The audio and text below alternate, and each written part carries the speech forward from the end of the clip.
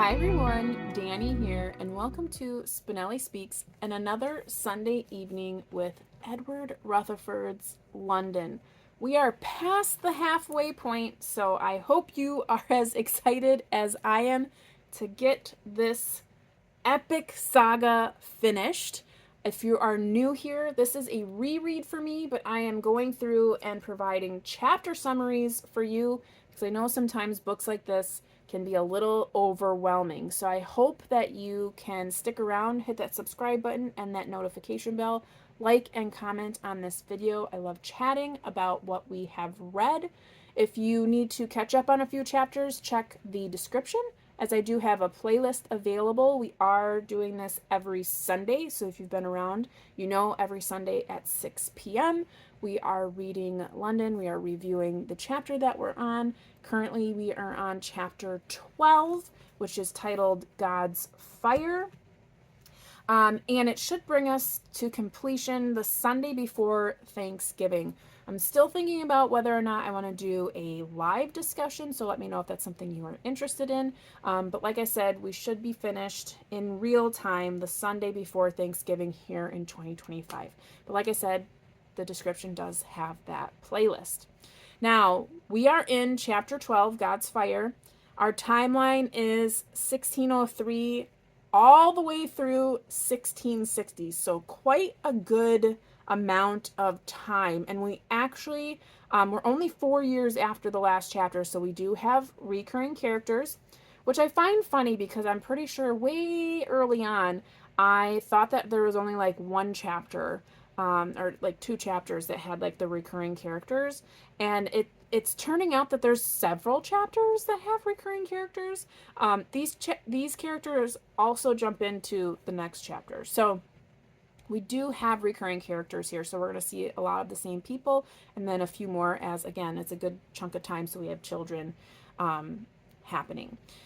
Now, as far as what is happening, right?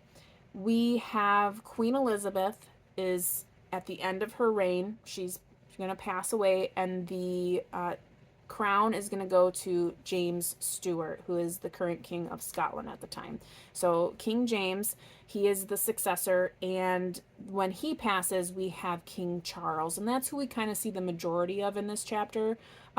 During this time, we have a lot of movement. We have a lot of trading happening. So you have a bunch of these companies being created. The Royal Exchange is created. So we have a lot of money happening, a lot of trade, a lot of endeavors, a lot of resources being obtained from America. And it's just, it's an interesting time to be a Brit, I guess.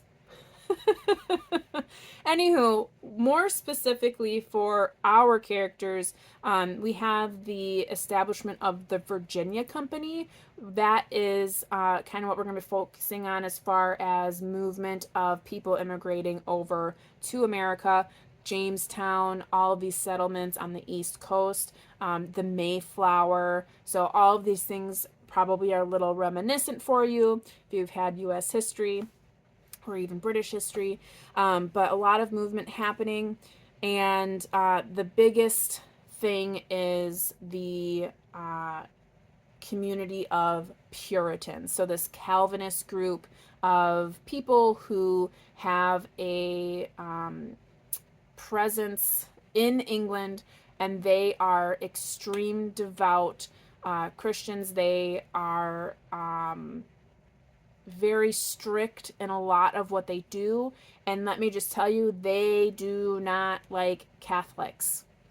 It is not a good meshing of religions, and they believe that England is not fulfilling their promise of getting rid of all of the Catholic idols and Catholic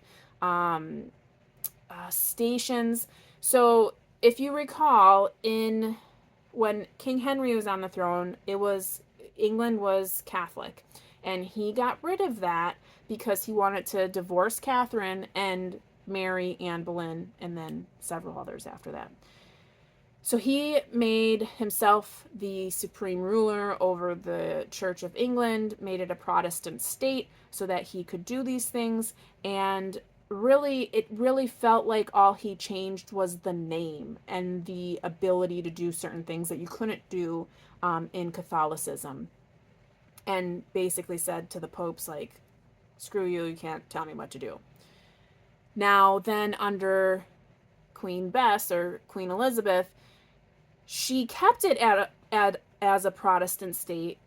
However, there is a lot of Catholic influence. There's still these bishops. There's still a lot of ritual and other things, idols happening within church, like in the congregations and in general. That is part of Catholicism. So the people want this to end. They don't believe that it's right. They also don't believe that the king, like, there's this whole idea that the king is or queen is who they are because of a divine right, which is part of this idea of Catholicism.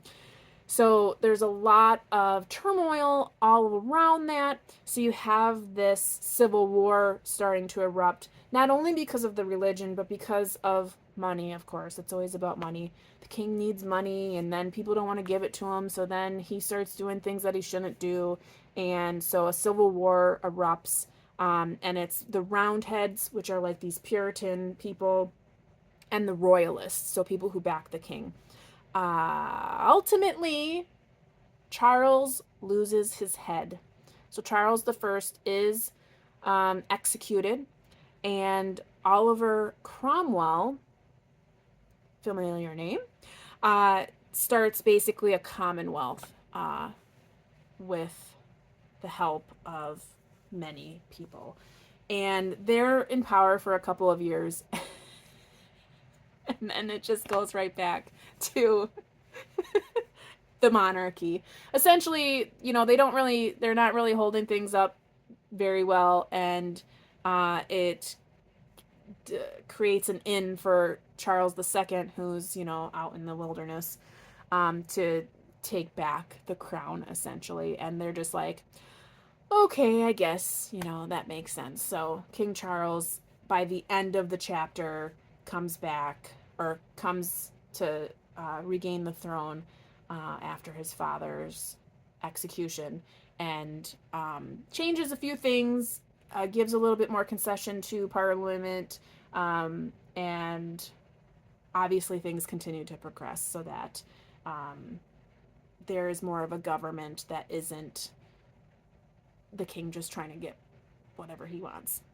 Now, where does that put all of our fictional people, right? So we have a lot of the people from the previous chapter. So we have Sir Jacob Ducat, and his two sons, Julius and Henry. And I have to say, like, for the Ducats in this chapter and previous, and even in the next chapter, not my favorite Ducats. Like, I have a soft spot for Ducats, and I don't like these Ducats. They're not my favorite. They're not horrible, but they're not my favorite. So there's that. We have Martha Carpenter, who is Cuthbert's sister. John Doggett, his wife passes, so Martha ends up marrying him. To basically raise his children, because that's the good godly thing to do. We have mention of Black Barnacle. He is not in the chapter, but we have mention of him. We also see Jane Fleming, who is known as Jane Wheeler at this point in the book. And then we have Edmund Meredith, who I thought was dead. I really thought he was dead at the end of last chapter, so when he popped up in this, I was like, whoa, where'd you come from? So we have all these characters, and the way that they play in everything is the Ducats are royalists, so they are very much with the king, and the king knows this, and so they, have a certain affiliation with King James, King Charles, and then again King Charles II. And we see that throughout the time shifts. Like I said, Martha Carpenter marries Doggett. She is very religious, and she wants to get to the Americas. She wants to be part of these new settlements. She wants to be able to live a life in God's vision. So she is very interested in going to the Americas. And then Edmund Meredith, if you recall, he was an aspiring playwright in the previous chapter, and that just doesn't work out for him. So he's like, well, I guess I'll become a clergyman. So he becomes a very popular, very sought after preacher, and basically kind of goes whichever the way the wind blows.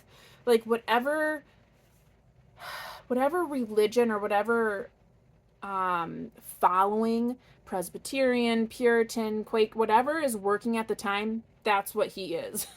And a lot of people seek him out because he just has a way with words. Obviously, being a playwright, he really gets into the role. So he is a very interesting character, to say the least. And then Jane Fleming, or Jane Wheeler, we learn a little bit about what happened when she was taken by Barnacle. And we find that she ended up in America, had married, because he kind of just left her there. And that husband passed, so she's known as like the Widow Wheeler. And then because she doesn't really have anything left to do over there, she comes back to London. And we see a little bit of her throughout the chapter. Now, I have to say, like, overall, the chapter was interesting, but from what we've read in the past, the fictional characters usually were really getting up to like crazy stuff in every chapter. Like since the beginning, there's always some kind of tension. There is always something like very deceptive, and especially with Silver Sleeves, there is always an element of surprise and just like eeriness, and the chapters were always fun based on what the fictional characters were doing. And quite honestly, just my opinion, the last couple chapters, including this one, I don't really feel like the fictional characters are all that interesting anymore. They just seem very flat, and they're just like serving a purpose to explain the historical marker of the chapter. So they're just the tool to tell us about the fact that the Puritans are causing a ruckus, and the king gets executed, and people are moving, and that's it. I mean, there's stuff that happens, but it's just not as exciting as it used to be. So I'm finding I'm like kind of a little bit bored with this chapter and the previous one and the next one. I don't know. How do you feel? Do you feel like it's been kind of like filtering out, or I don't know. Let me know in the comments. That being said, that's all I really have to say about this particular chapter. So again, this is God's fire. No fire other than the fact that there's a civil war. People are getting angry with the king.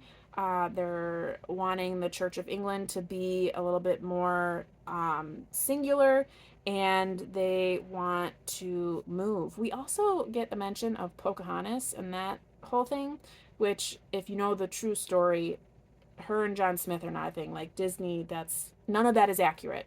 But she was the first American to come to England, and her Christian name was Rebecca. So if you follow any of that, she did marry John Rolfe, and was in England, but more of like a commodity. So it was kind of like a walking advertisement to move to America, because they wanted people to move there to settle, so that one, they could make money to get people there, and two, to be able to reap all the resources that were there, like the tobacco plants, the tobacco farming, and then we learn later on too, the East Coast, obviously their fishing is going to be quite a big deal. So yeah, a lot of like like a lot of learning. I feel like, which is not a bad thing. I'm not saying it's a bad thing. It's just I was having so much fun in the earlier chapters, like the tower and the whorehouse, and I mean, there's just a lot of chapters that were a lot of fun, and these ones are just kind of getting a little like boorish. So, anywho, I'm gonna get off that soapbox. I hope you are enjoying these summaries. We are almost to the end. If you have any questions, put them down in the comments, and I look forward to connecting with you on those later. So until next time, I hope you're reading something fantastic, taking care, staying safe, and as always, you know how it goes. Happy reading. Bye.